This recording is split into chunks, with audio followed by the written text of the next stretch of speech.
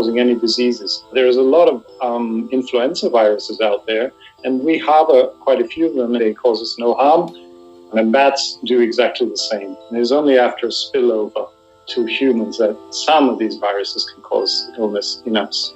So while bats may not get sick, when viruses make the jump to species without the same immune strength, like say a human, mortality rates can be high. Environmental threats like deforestation could add to the animal's stress levels, causing them to shed more virus through their saliva, urine, and feces, which can later infect other mammals. So in these spillover events like the current coronavirus, a lot of focus often gets driven towards which species is responsible. But really, really important is to understand that it's about the construct that we've created an environment where humans are suddenly in contact with a lot of wildlife species in close quarters. And so this creates an environment where viruses can spill over. Bats may be the host to these viruses, but we can't forget the crucial role that they play in regulating insect populations and as important pollinators, with many plants depending on them for their survival and propagation. Some of your favorite fruits like mangoes, bananas, or guava wouldn't exist if bats weren't here. And I really hope people don't start getting a more negative view. And I haven't made a video like this in a while, so I'm not so polished as I was before. Not that I ever was or wasn't a hack. But hey, everybody. So from that excerpt there that we just watched, what I pull from it is exactly what I thought originally about this virus. To me, any virus, any sickness is due to the incompetence or lack of foresight on our part on a large scale is what I'm referring to, such as crowding, overpopulation, misuse of resources, depletion of resources,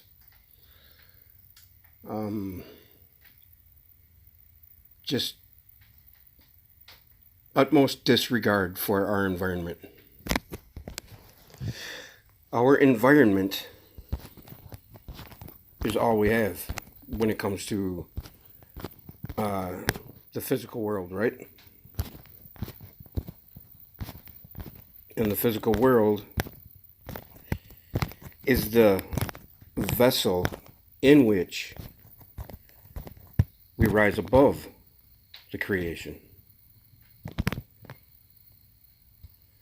So we need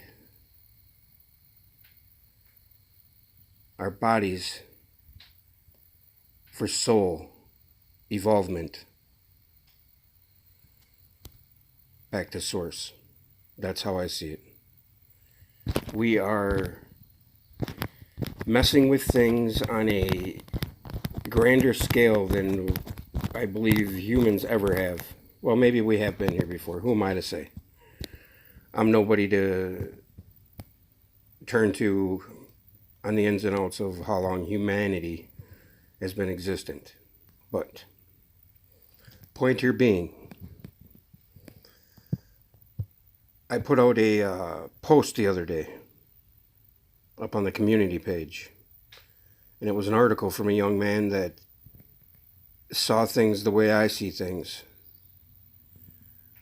Every time a collective or a group type solution comes down the pike, you know, like, I know that the term New World Order is a nefarious term, and I know that, you know, people in the truther community will see that word, phrase, New World Order, as something that isn't good for the rest of us, that doesn't bode well for the average.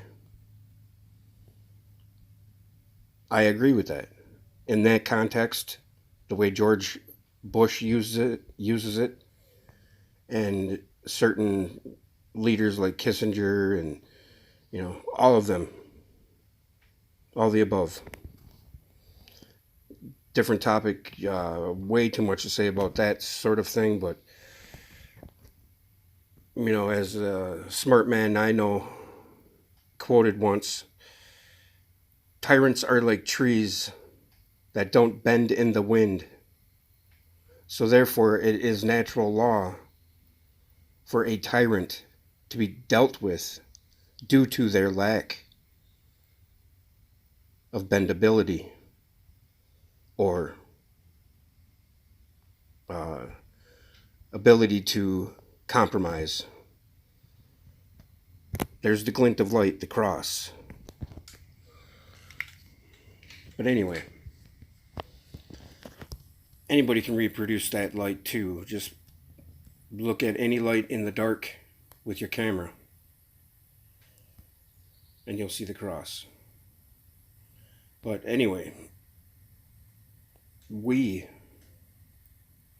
need to coexist, because in that article the word coexist was used, and a lot of people took the true meaning of that article, I believe, and just let the ingrained persona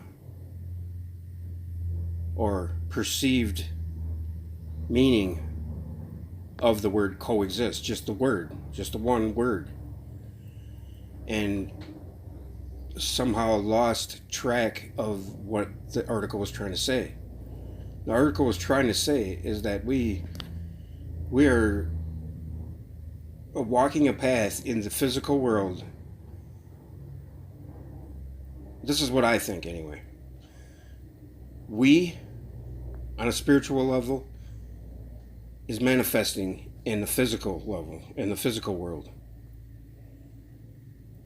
And it's not due to lack of kindness or this or that. It's due to disconnect from God, from source, from what we truly are. And what we truly are here. That is why we're here, is to develop that part of us, the unknown, the unseen, the ineffable, the undescribable, the part of us that is forever. You see, I do know that our energy is forever and forever will be. It just depends. There's a hierarchy to the spiritual realm as well as anything else, because there is a means to rise above it all. And to rise above it all, we have to go within on individual level and see things for what it really truly is. And the point of this video is we need to wake up collectively, learn to get along with each other, essentially love each other, because you are me and I am you, whether you want to know that or not. You know, whether you want to exist in a world that is devoid of, absent of love, isn't just up to you. It's up to us. I choose to love. We can love our way out of the mess. Sounds stupid, sounds cliche, but we can love our way out of it. It's the only way we can. First, we must go in for it to come out. I've been struggling lately with the question whether or not to continue to share this knowing. See, I know, but I can't convince you because I haven't experienced it yet. Yet all of the nuances, synchronicities, things of my life as of late have all lined up to tell me the same story that I've been trying to propagate. And that story is we can all rise above the nonsense, both inward, and then it will manifest itself outward. That is what we are, is creation that creates within the creation. That is just how when you view your own live stream while live streaming it, it's the same thing. Although on a much more elementary level, because it's real time. Well, everything's real time because, yeah, okay, whatever. But folks, can I come in from the out now?